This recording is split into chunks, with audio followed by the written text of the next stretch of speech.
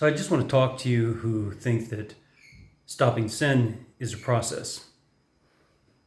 So if you sin today and then you sin tomorrow, have you stopped for one day or have you just delayed it one day?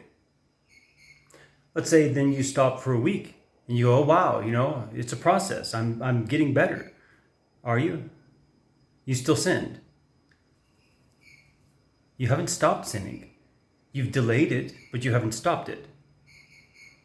All you're doing is you're practicing failure. You're not practicing success. You're succeeding at failure. The only way to succeed at sin, at stopping sin, is to stop sin, not delay it. There is no process to stopping sin. There's only a process to returning to sin.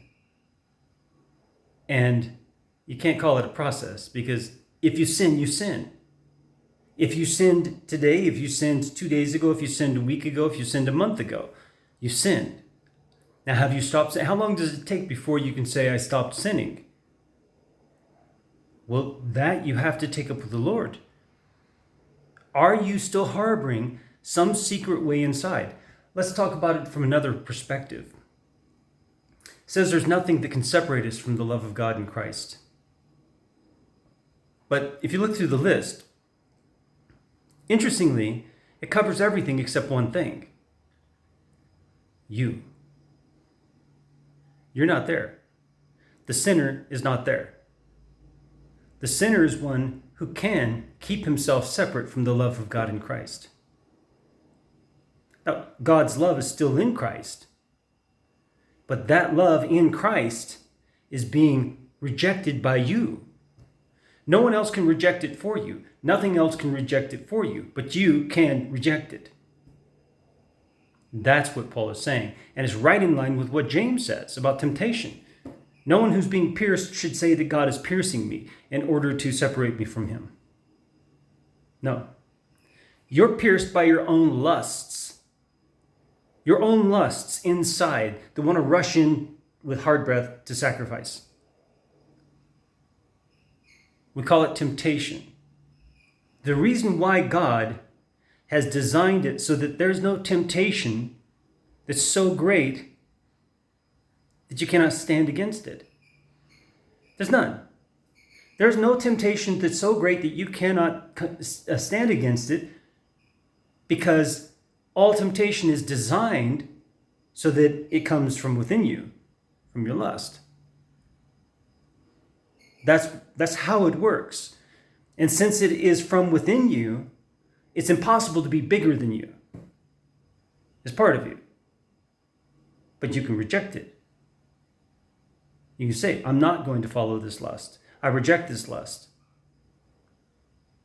I'm a terrifyingly clean one of God, a saint, a sanctified one, a terrifyingly clean one of God from now on. And you stay in it. And you don't move from it. And when a temptation comes, you say, you're smaller than me. Get out of here. For the fear of Yahweh is the beginning of wisdom, and to shun evil, chase it away, is understanding. So when temptation comes, you recognize it as something that rose up from within you because of lust, and you reject that lust, and you chase that temptation off, and say, you're smaller than me, and God's bigger than me. You have no business around here, and stop it. Don't play with it.